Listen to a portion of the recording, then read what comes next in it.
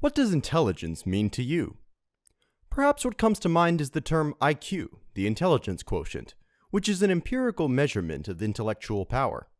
However, there are far more kinds of intelligence. One of them is the emotional quotient, also known as EQ. This EQ gives a closer indication of someone's personal as well as interpersonal capabilities, known as soft skills.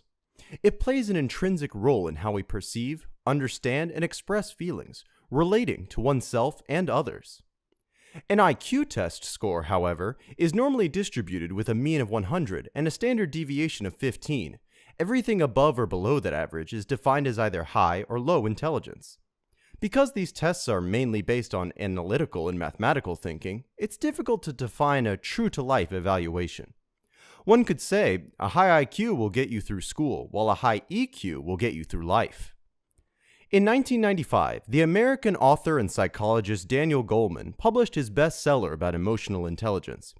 He defines the EQ as a new way of thinking about the essential elements of a successful life.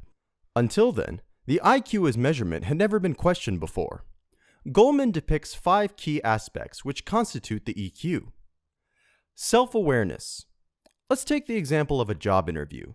Before having the interview, it's helpful to put into awareness your own strengths, weaknesses, values, and goals. The more self-aware you are, the easier it is for you to trust in your gut feeling.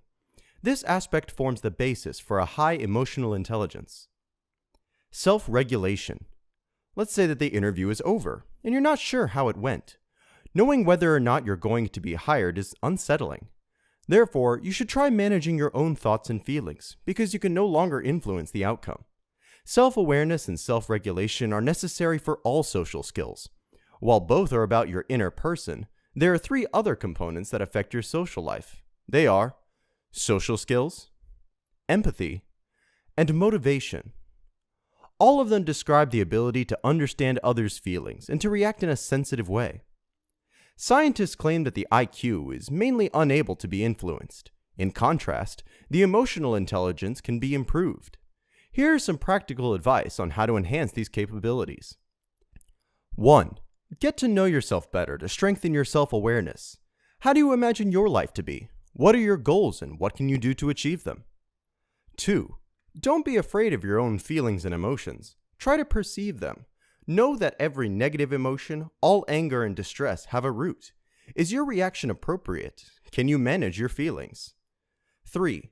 Learn to accept and appreciate yourself and others. It helps you to increase your empathy and social skills.